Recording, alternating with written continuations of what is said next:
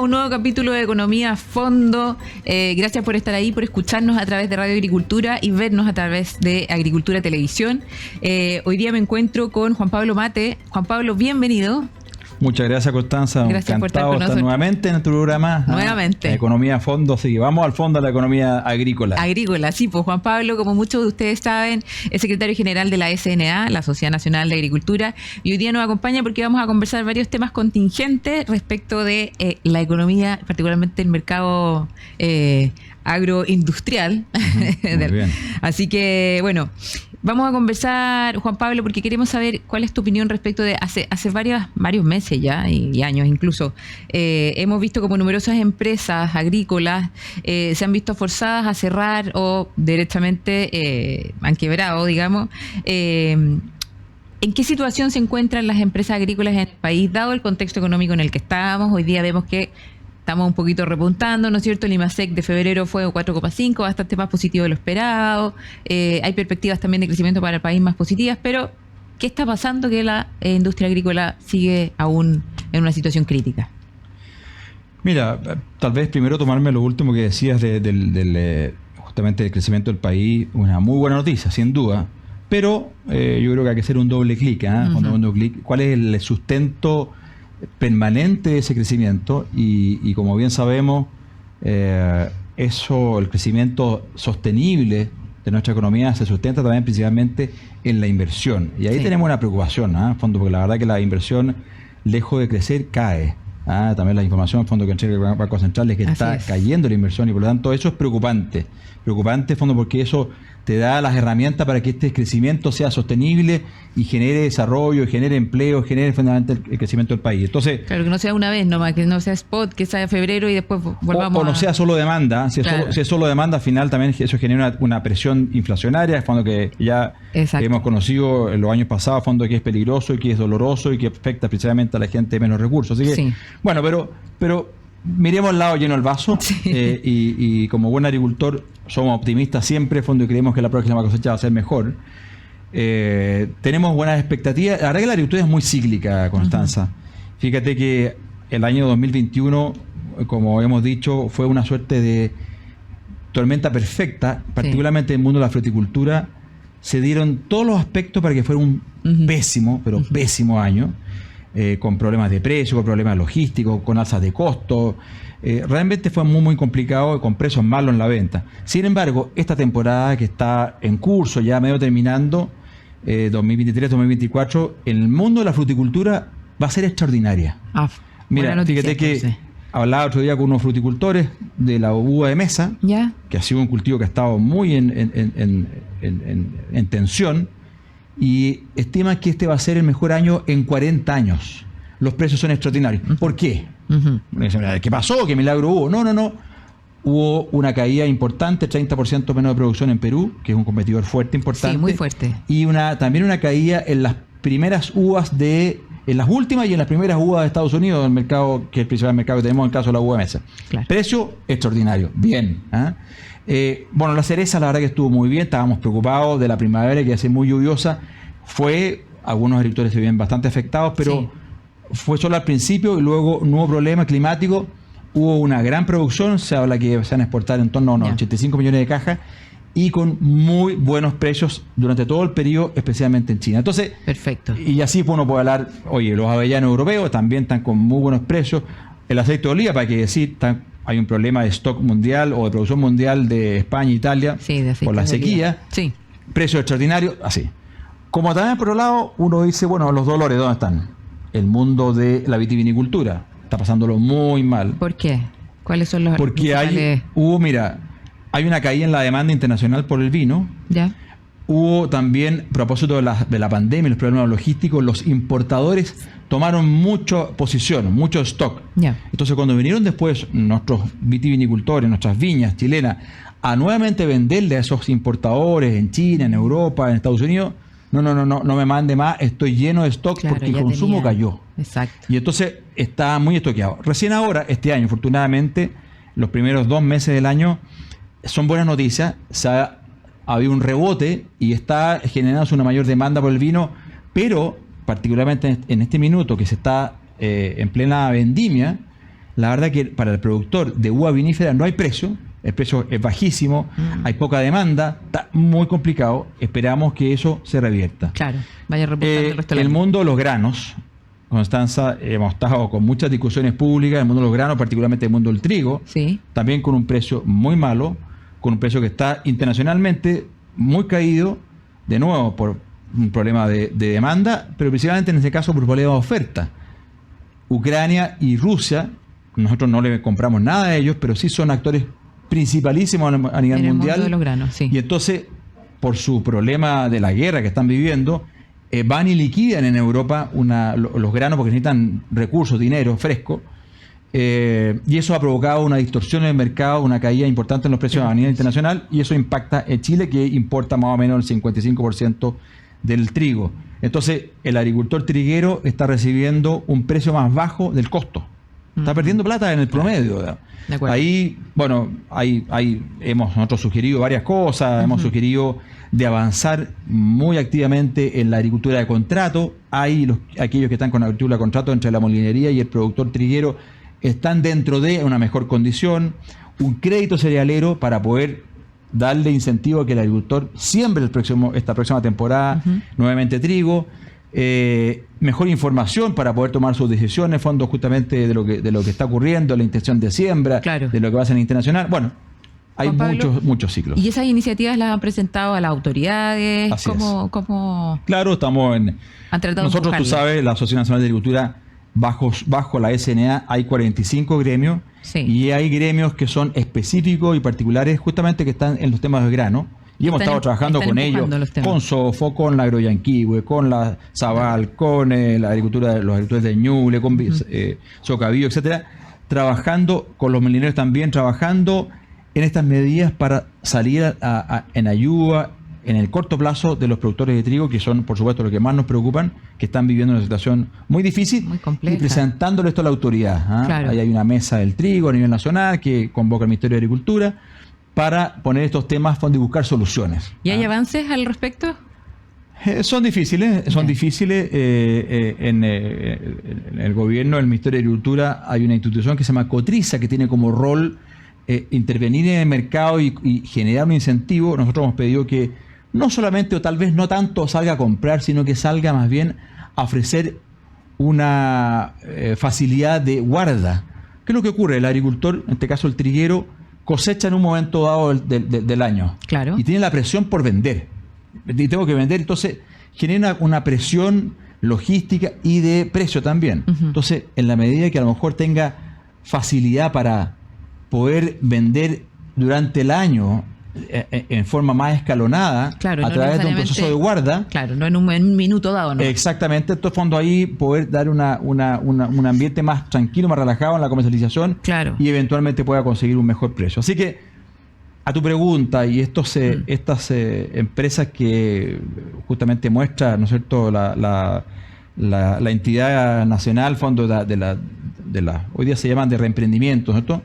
Sí. De estas empresas que quiebran o que se reorganizan. Bueno, habla de todos estos factores, el caso del trigo. Sí. Ahora también, Constanza, algo muy importante.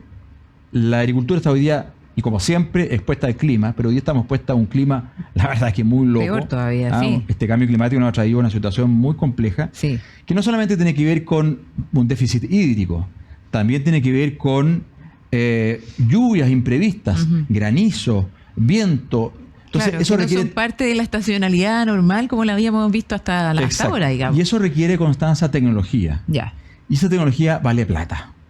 Entonces, si yo no tengo la capacidad financiera para poder invertir en cambiar variedades, en invertir en tecnología de riego, y además también fondo de poder, esto seguramente los televidentes y radioescuchas fondo habrán visto estos techos, en fondo que tienen muchos frutales hoy día. Bueno, es todo Para eso cubrir apunta un poquito, para proteger, ¿no es cierto? y minimizar los riesgos. Ya. Pero eso es mucha plata, mucha inversión que no necesariamente la tiene, digamos. Entonces, ahí es cuando entran los agricultores en complicaciones financieras, y si es que no están bien financiados con un crédito adecuado de largo plazo, con años de gracia. Y con tasas también adecuadas. Y con tasas adecuadas se le enreda la película, efectivamente. Oye, que estamos hablando del clima, ¿no es cierto? Y la situación hídrica del país.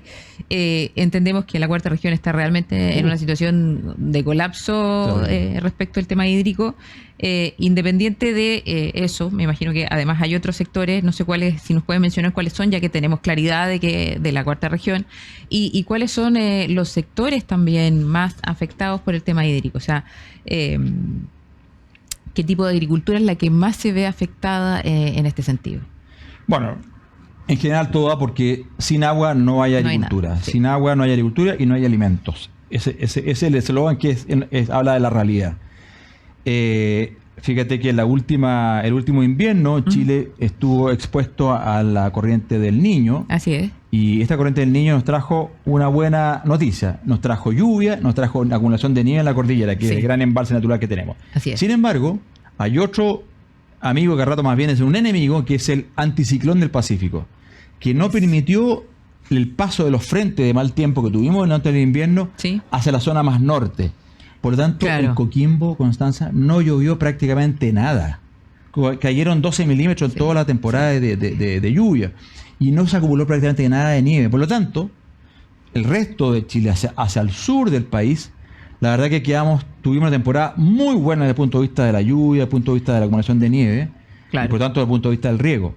Pero en Coquimbo fue dramático. Tuvimos la semana recién pasada, junto con el directorio de la SNA, en una jornada completa en Coquimbo.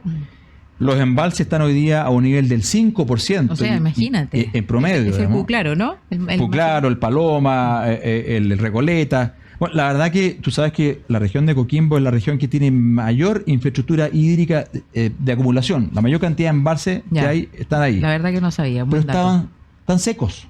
Tan secos, tan realmente. Entonces es muy complicada la situación.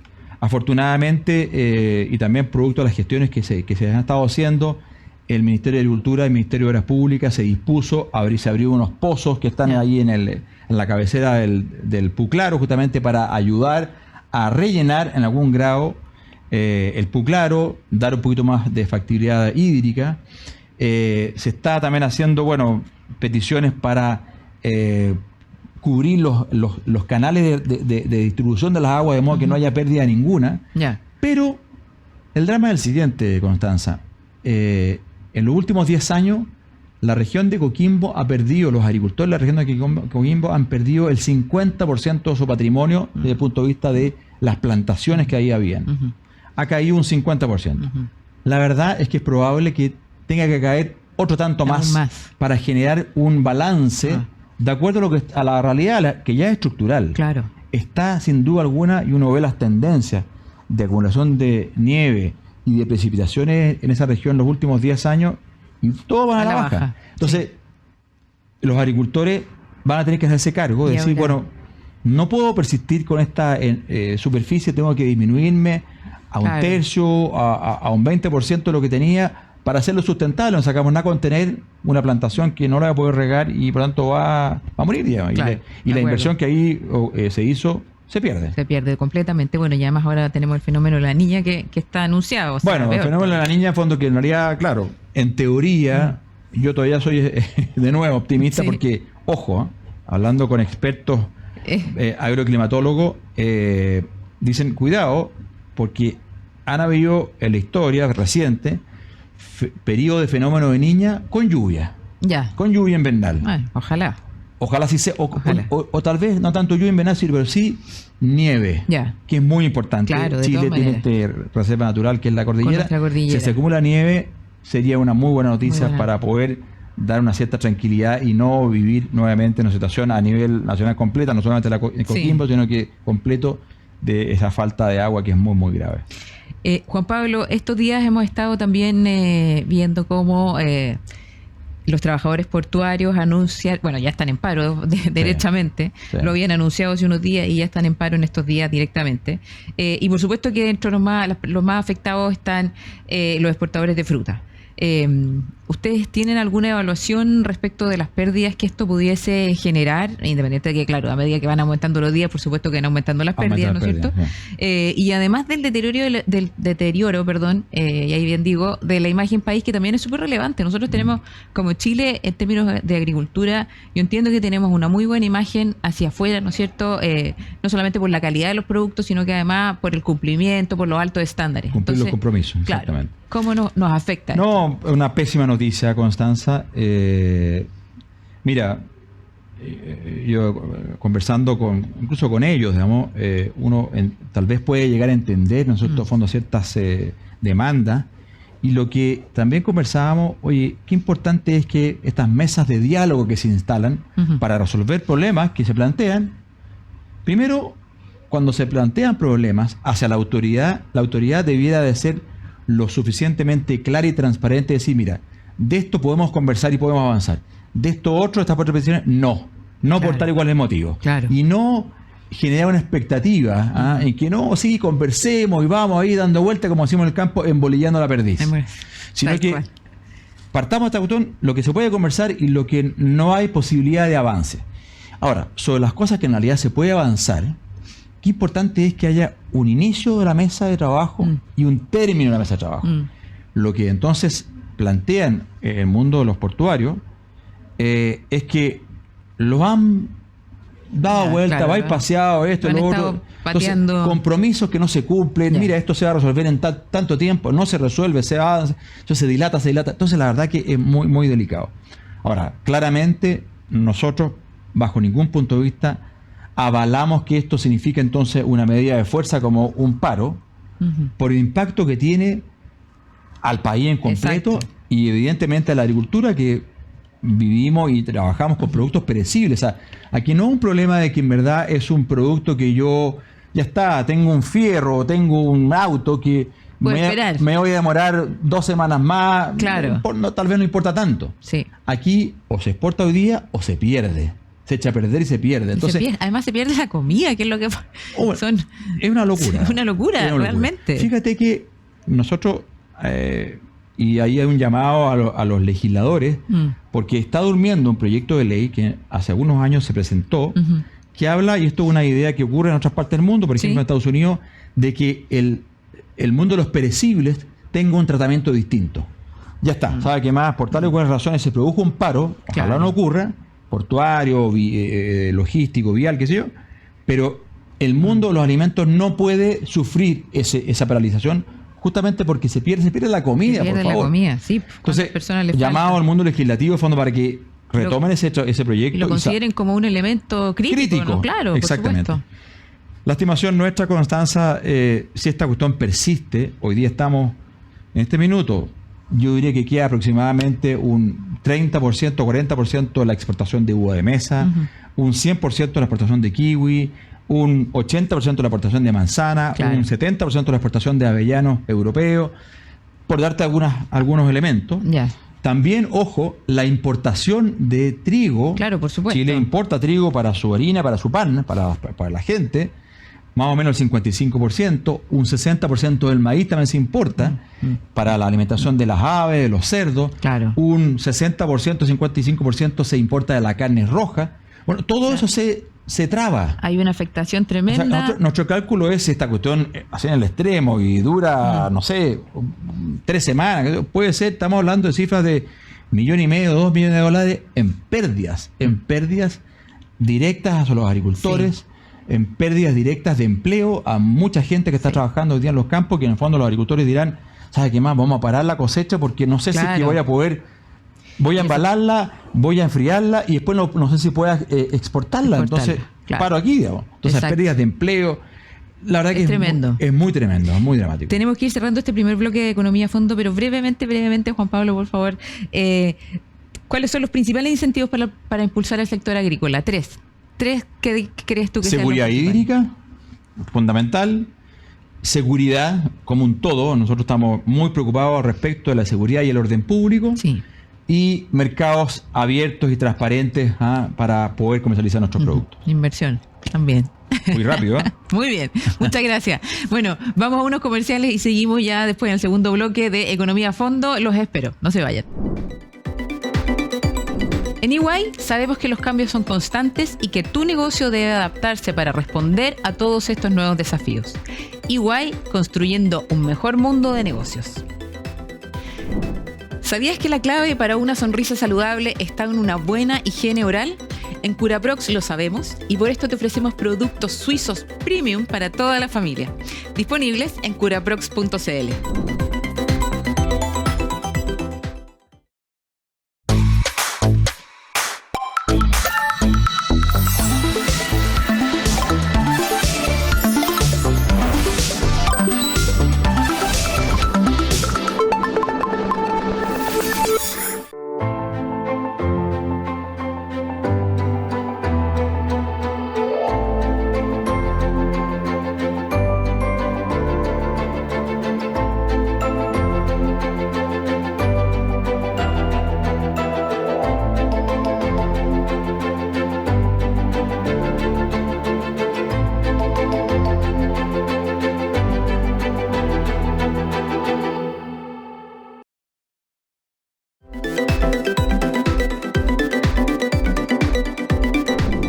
Estamos de regreso con Economía a Fondo.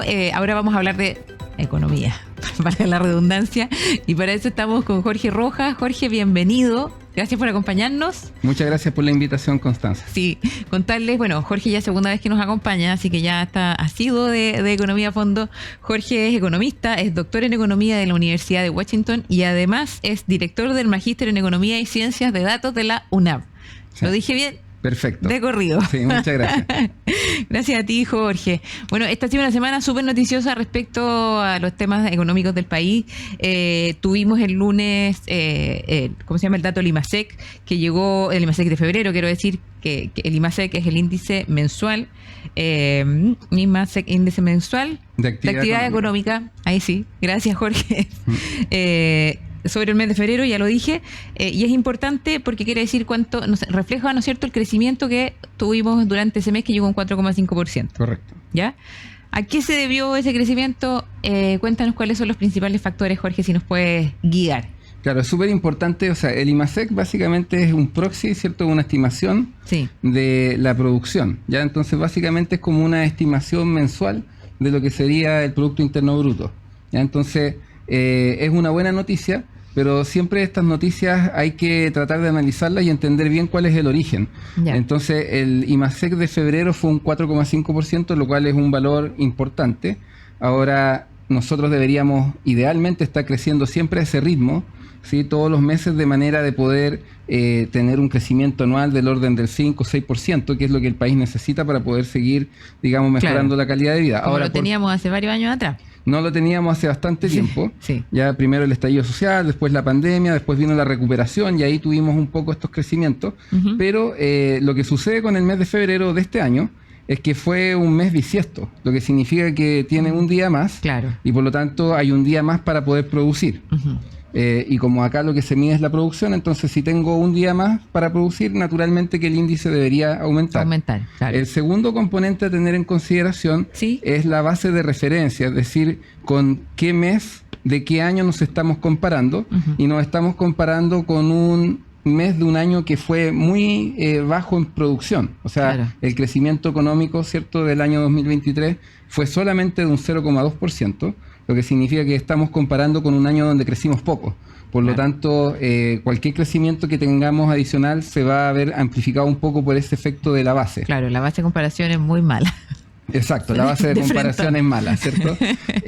Y lo otro tiene que ver con un aumento en el gasto fiscal, que fue del orden de un 15% respecto de febrero del año anterior. Y eso también empuja, ¿cierto?, el carro de la economía. Entonces tuvimos esos factores que ayudaron a tener un IMASEC más alto de lo que esperaba todo el mercado. Claro, porque las expectativas no eran tan altas, o sea, se esperaba mejor, pero no tanto, digamos. Exacto, se esperaba un crecimiento positivo bordeando el 2-3%, pero no un 4,5%. No un 4,5%. Entonces ahí como que se sorprendió un poco los agentes del mercado. Ahora, si nosotros a ese dato le agregamos el tema de la inflación, también hay que ponerlo en el contexto del análisis que hace el Banco Central a través de su informe de política monetaria, donde aumentan, ¿cierto?, la expectativa de crecimiento económico para este año, pero también aumentan la expectativa de inflación. Eso mismo te iba a preguntar, efectivamente, o sea, está bien, está perfecto. Aumentamos la expectativa de crecimiento para el país, que estaba entre el 1,25 y el 2,25%, ¿no es cierto? Y se aumentó a una cifra, o a cifra entre 2 y 3%. O sea, el techo positivo, digamos, del Banco Central es que podríamos crecer a un 3% este 2024. Eso efectivamente nos pega en la inflación. Entonces, por un lado tenemos crecimiento, por otro lado tenemos que las cosas, los precios empiezan a subir, se empiezan a hacer los bienes bastante más difíciles de acceder a ellos. ¿A qué se debe estos dos aumentos en el fondo? Claro, uno crecimiento del país, otro inflación, pero ¿por qué se da esa ecuación, digamos, y cómo nos afecta también a todos los chilenos?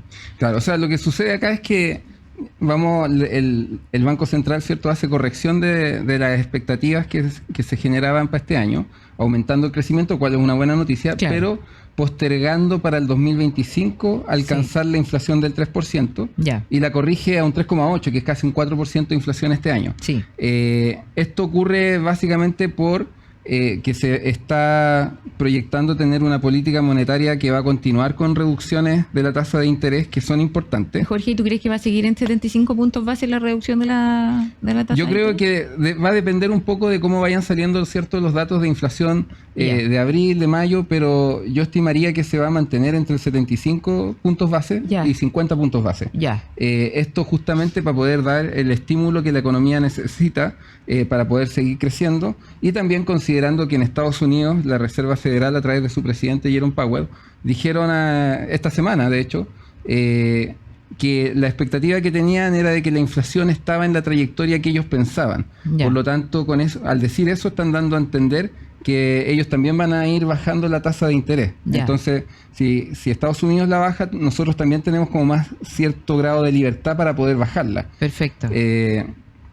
Porque si Estados Unidos la mantiene y nosotros la bajamos, eso nos pega en el dólar. Ya que vimos esta semana que el dólar retrocedió de forma importante de 985 pesos a un rango de los 950. Entonces hubo una reducción en el precio del dólar que fue significativa y que obedece a dos componentes. Una, lo que estábamos hablando de la política monetaria en Estados Unidos, y la otra, que el precio del cobre también se pegó un salto importante en su valor.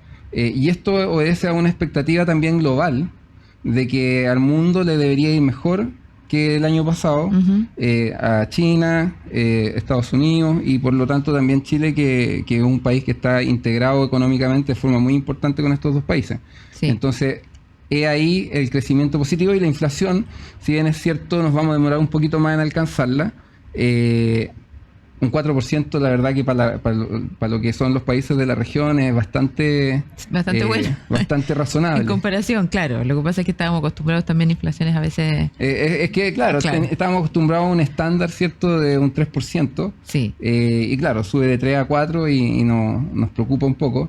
Pero comparado de donde veníamos, ¿cierto?, esta inflación de un 14% interanual, la situación ha ido mejorando y debería continuar así, pero habiendo dicho todo esto, las buenas noticias, crecer un 3%, si llegásemos a alcanzar ese valor, que espero que así sea, pero tengo mis dudas de si vamos a llegar, el país necesita prácticamente crecer el doble. O sea, nosotros necesitamos crecer al 6% para continuar mejorando el estándar de vida de las personas.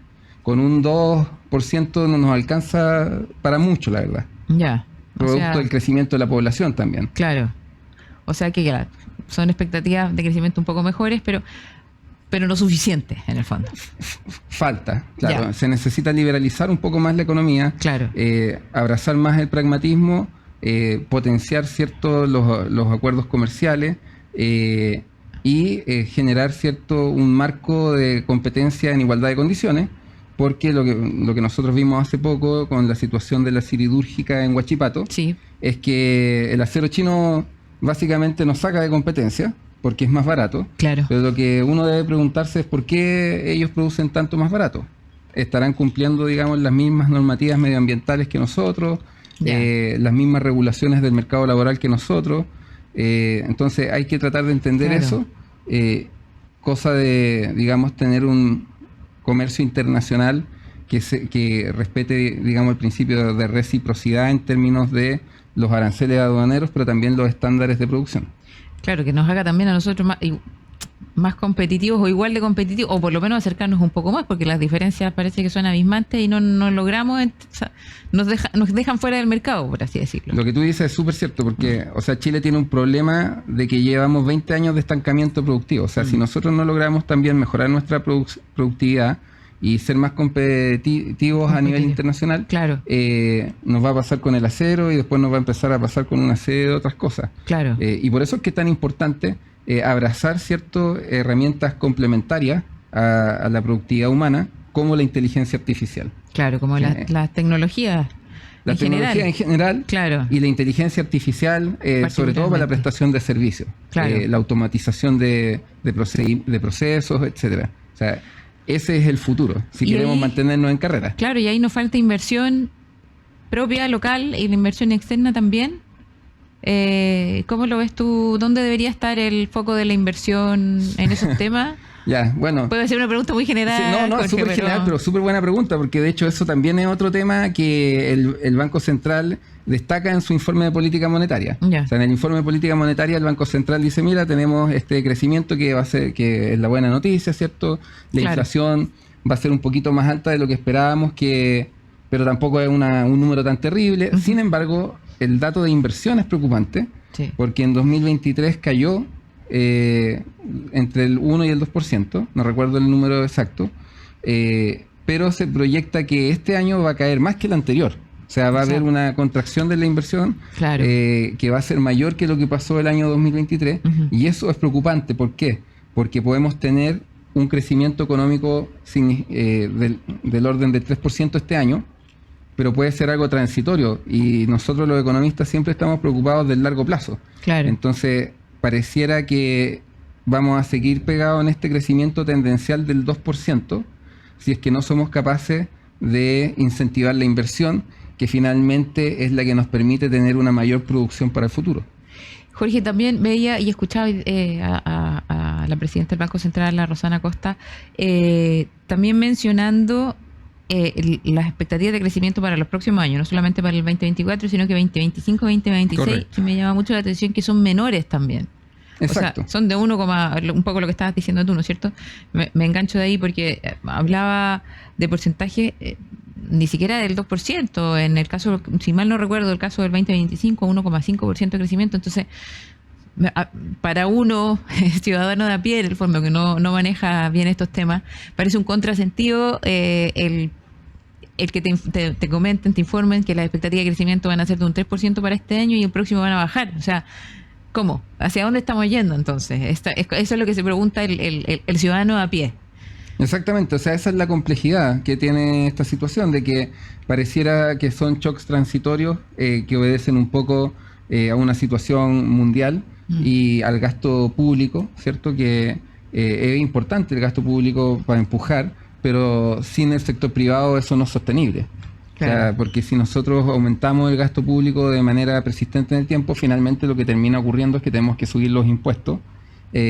Y los impuestos tienden a generar una distorsión en la toma de decisiones de los distintos actores económicos, y por lo tanto no hay cómo sostener crecimientos que necesitamos, incluso crecimientos mediocres, digamos, o aceptables, entre un 2 o un 3%, si es que no somos capaces de vincular al sector privado, y para eso, digamos, hay que ver todos los incentivos tributarios y fomentar mucho más la adquisición de nuevas tecnologías, de la inversión tanto en capital físico como en capital humano. Jorge, y entonces desde ahí lo que se está presentando en términos impositivos, ¿no es cierto?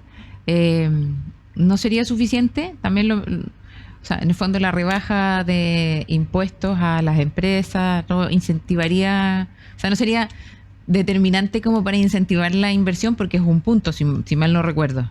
O sea, tiene que hacerse una reforma que yo creo que sea un poco más drástica en términos de eliminar ciertos impuestos a inversión extranjera, reducir quizás cargas tributarias que permitan incentivar mayor producción, mayor contratación de personal joven y adquisición, ¿cierto?, de capital humano que sea complementario a herramientas que están transformando el mundo a una gran velocidad, como lo es el uso de la inteligencia artificial. Entonces, esa es la única forma que tenemos de poder mantenernos a un ritmo que nos permita competir en un mundo globalizado donde tenemos Estados Unidos, China, que están liderando la innovación y que si no nos pueden dejar fuera del mercado en varias industrias, como vemos que ocurrió con el caso del acero.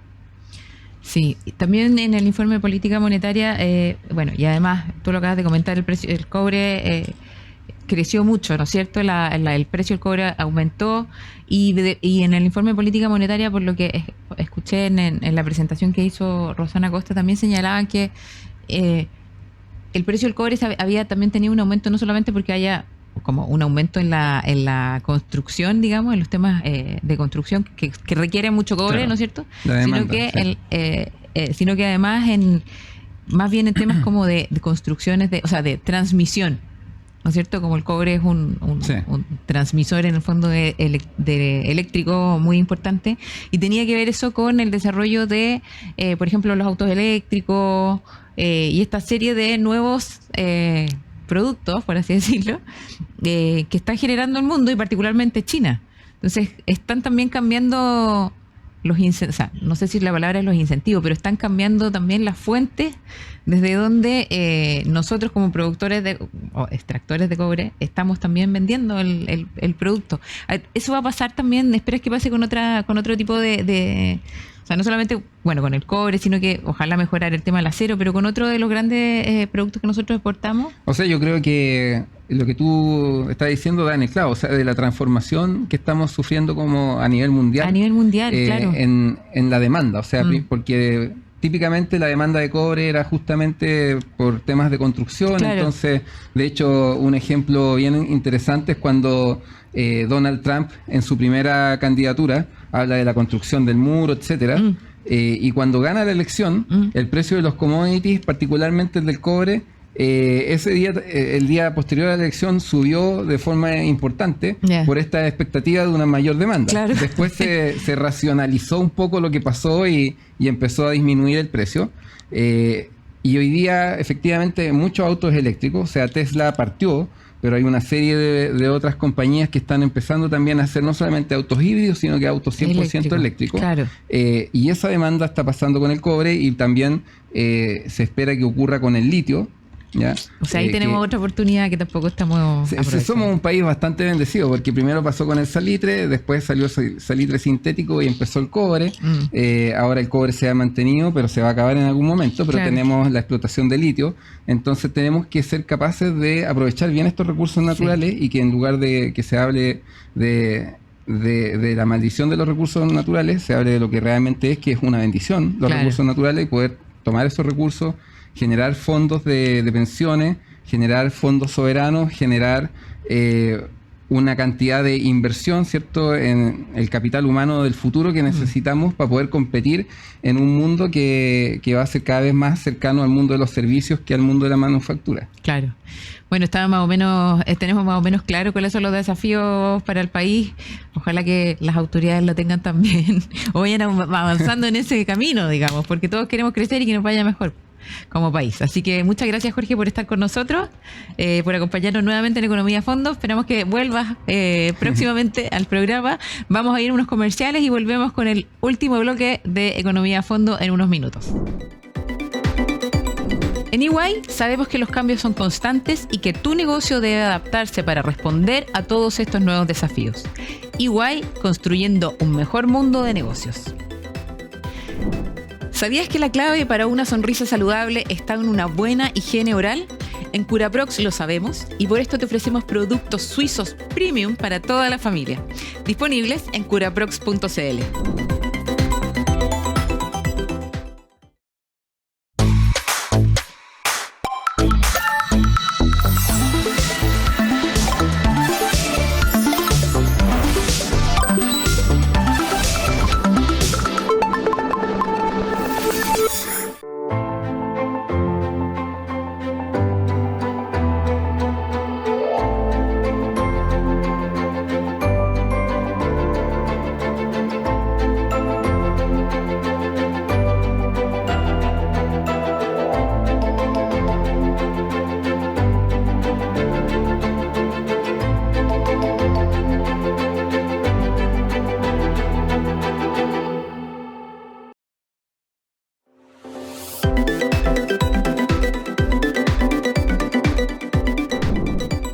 ya estamos de regreso con Economía a Fondo, nuestro tercer bloque, y hoy día tenemos de regreso una invitada extraordinaria. O sea, que vale otro.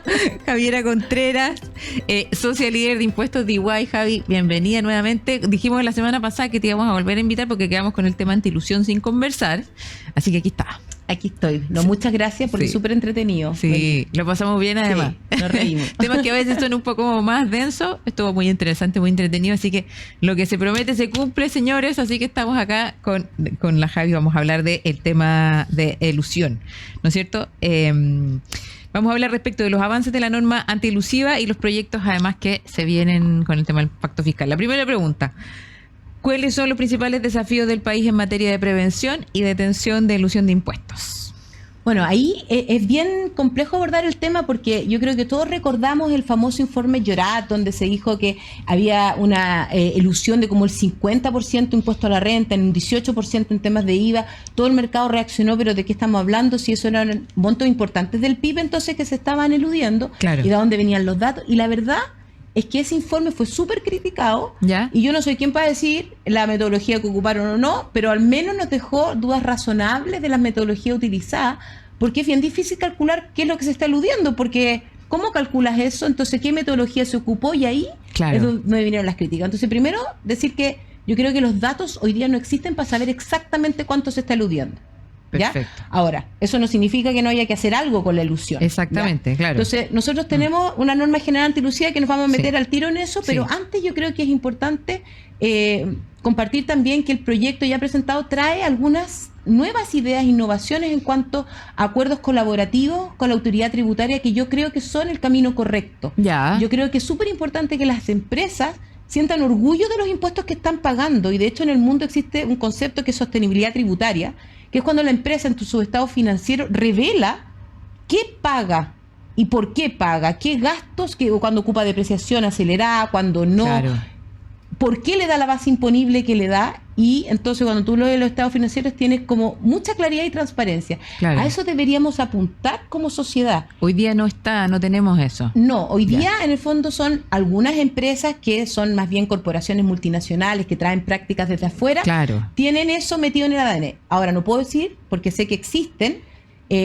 empresas locales que también quieren ir hacia allá, pero evidentemente para eso necesitan la colaboración de la autoridad tributaria, Claro. que la autoridad tributaria tenga personas realmente conocedoras del negocio de la industria y que no crean que hay ilusión en todo, sino que entiendan Claro. que la empresa a veces toma decisiones que son financieras, Son decisiones de estrategia. negocio. Exacto. Y que Claro. evidentemente en un año a lo mejor vas a tener pérdida, pero es porque estás invirtiendo, estás ocupando tu depreciación y después vas a tener ingreso y vas a pagar impuestos. Y eso no Claro. es elusivo. No. Ya, eso está dentro de las normas, de las reglas del juego. Entonces, Sí, exactamente. hoy día el servicio, o sea, de acuerdo al proyecto, van a existir primero grupos más especializados, ¿cierto? Donde van a poder comprender un grupo empresarial entero y no como ha sido hasta ahora, que es un root del grupo.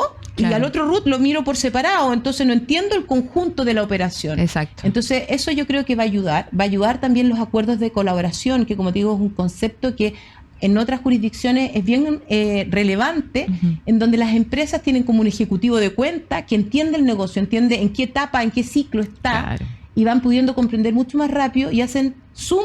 Oye, no, acá hay algo raro, explícamelo. Mira, acá está la información. Entonces, esa transparencia nos hace bien a todos. Entonces, yo creo que eso es un avance, ¿ya? Eso sería fantástico. Sería increíble que llegáramos a eso, porque sí, hoy día tal el cual. servicio de impuesto interno yo creo que está abierto a eso, pero falta que las empresas y la autoridad tengan confianza. Claro. Y al final esa confianza se construye, no es inmediata, ¿cierto? Exactamente, sí, porque siempre en realidad hay como una, exacto, tal como lo dices tú, hay como el servicio de impuesto interno, la empresa como que, uy, no si sé, me algo muestro, menos.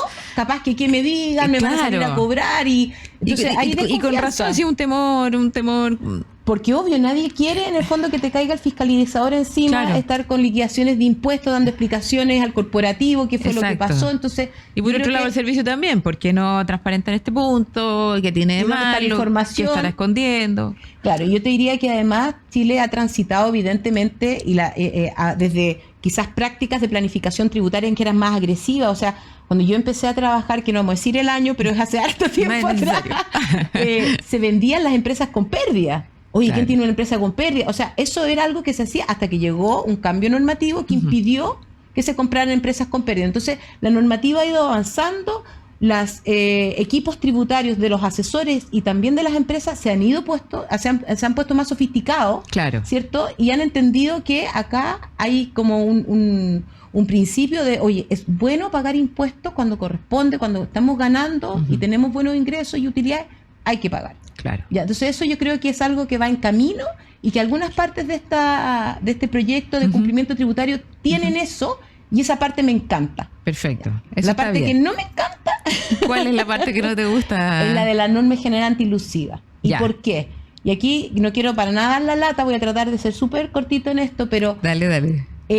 Hay que entender desde cuándo tenemos norma general antilusiva. Esto fue el 2014. Pero no se usó. 10 años atrás. O sea, no se usó por muchos años. Entonces era como, oye, mira, esta es una norma que llegó para poner un poco el marco de, ojo, tengan cuidado, hoy día la autoridad tributaria puede ir y no solamente mirar un acto, sino ver una serie de actos, un esquema y decirte, mira, a lo mejor esto está ajustado a derecho, pero cuando yo miro todo, aquí hay algo raro y te tengo que probar que aquí hay elusión o evasión, y eso a través de que existe un abuso de la norma o una simulación de un acto. ¿Ya? Pero no se usó. No se usó. ¿Y por qué no se usó? Perdona, Jaime. Porque mira, hay ahí, cuando uno mira lo que pasó en otras jurisdicciones que partieron antes, hay una demora en usarlo porque la autoridad evidentemente tiene que tener un buen caso y ganarlo, porque es complejo salir a usar la norma y fallar.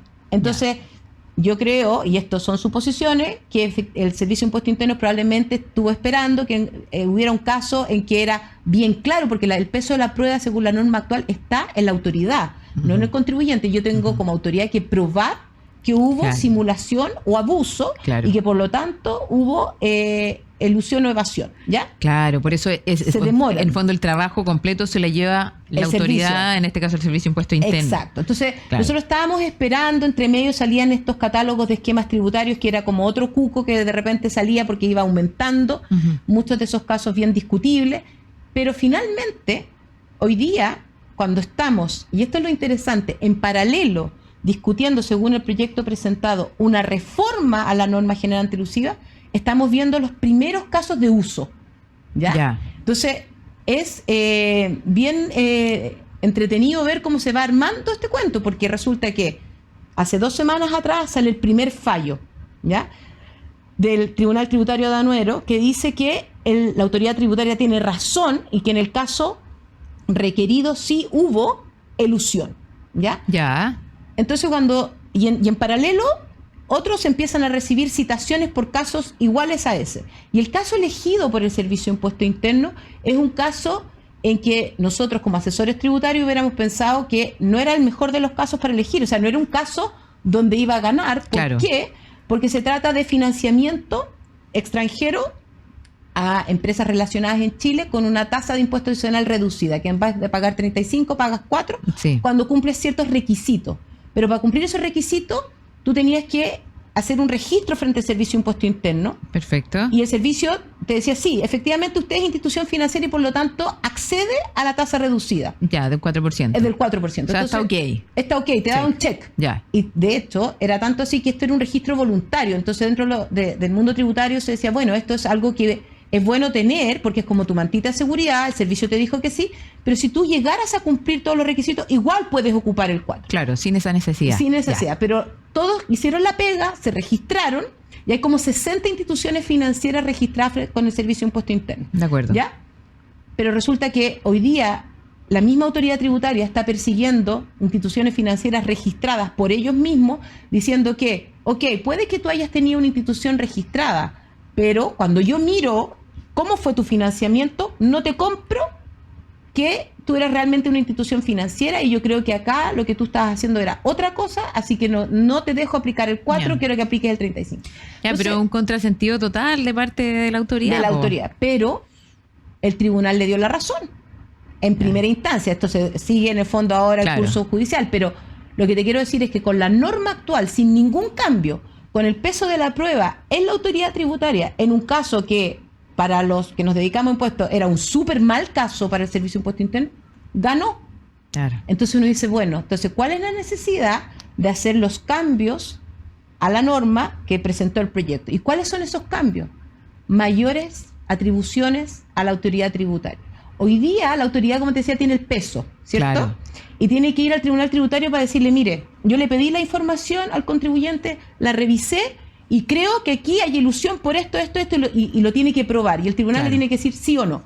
En la reforma, lo que quieren es que sin ir al tribunal, la autoridad, con un órgano, un comité de norma de ilusión, y en el fondo con un consejo asesor, con 7 personas que llaman por terno, o sea, con algo de supervisión, llamemos, del mercado, pero poco, decide que hay ilusión y llega al tribunal ya con una liquidación. O sea, no tiene que ir al tribunal a comprobar que hubo ilusión. Entonces, al final se transforma en juez y parte. Eso es lo que te iba a decir. Volvemos al pasado. Es juez y parte finalmente. O sea, en algo tan delicado como esto. ¿Y en qué minuto, en el fondo, tú como empresa te defiendes? No, y te tienes que defender, en el fondo, haciendo un reclamo tributario, claro, pero ya una vez que estás, entre comillas, juzgado. Pues. Exacto. O sea, el Súper proceso complicado. Es complejo, porque en el fondo uno no puede ni siquiera tener ese mismo periodo como para probar que efectivamente la autoridad está equivocada, por ejemplo, o no sé, pero... Y mostrar la sustancia económica de las operaciones que hiciste. Entonces,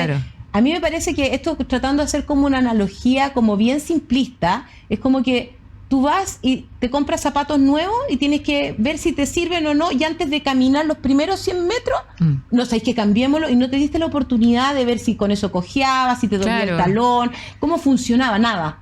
O sea, y hoy día nos estamos dando cuenta que sí funciona, porque el tribunal le acaba de dar la razón en este caso, que en mi opinión era al menos cuestionable, porque como te digo, efectivamente... el financiamiento intragrupo es una figura que está dentro de nuestra normativa, es algo permitido. Bajo ciertas condiciones, tú no puedes estar endeudado más que un 3-1 de tu capital propio. O sea, hay requisitos, pero si los cumples todos... Y hay requisitos que también están, son razonables. Son razonables y están revisados también por la autoridad en su minuto. Exacto. Entonces, ahí es donde uno dice, ¿qué está pasando y por qué necesitamos darle más atribuciones al Servicio de Impuesto Interno cuando no las necesita, tiene suficiente fuerza con la norma actual? Claro. Y además, perdona, Javi, a ver si entendí bien. Y hoy día es el Servicio de Impuesto Interno el que tiene que hacer la revisión completa, en la corrección de la norma, en el fondo, no es la palabra, la modificación de la norma, ahora sí bien digo, el servicio ni siquiera va a tener que hacer ese trabajo, en el fondo. O sea, son dos cosas. Hoy día el servicio lo que hace, siempre tiene que citar al contribuyente y decirle, dame más información. ¿Ya?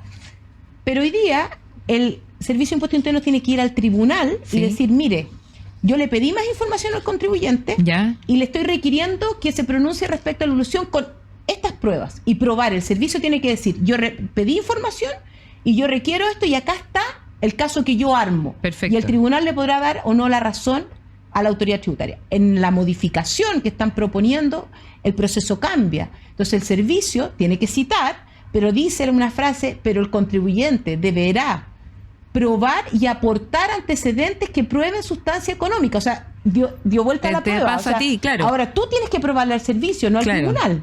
No está ni siquiera en instancia del tribunal, le tiene que probar a la misma autoridad. Y la autoridad sola decide, con este comité anti-ilusión, pero es ellos mismos en el fondo, ¿cierto? Decide, no, yo creo que sí hay ilusión. No, pues, entonces tú ya llegas liquidado en el fondo. Bien inconsistente el tema, porque la verdad es que llegas, claro, ya el servicio ya te señaló en el fondo como responsable de una ilusión. Claro. Te pide la prueba el mismo, digamos, cuando ya te dijo que ya estabas perdido y luego ya te liquida de Entonces, solo ahí, en el fondo, el servicio ya en el fondo decide con este comité anti-ilusión, que tiene, como te digo, este consejo, pero es un consejo que puede dar como un input al comité anti-ilusión. Claro. No es que el consejo asesor externo decida, da un input. Claro. ¿Ya? Y ahí el comité decide, y ahí el Servicio de Impuesto Interno, en el fondo, decide seguir o no, y si sigue es liquidación de impuestos. Y te dice, mira, tú dijiste que los actos eran estos, yo no te creo, los actos son estos, y por lo tanto me debes tanto. ¿Ya? Y el asesor... O sea, ni siquiera me debe estar, no, y eso se va, sigue su curso judicial. Ahí pasa el curso judicial, no es que tenga que pagar y después, porque también puede ser, porque que te digan ven y paga y después, claro, después sigamos el curso judicial y bueno. Eso es una cosa interesante lo que dices tú, porque la reforma también trae la posibilidad de llegar a conciliación en normas de en este tema de elusión. Y uno puede darle una primera lectura a eso y decir, pero qué bueno, te permiten conciliar.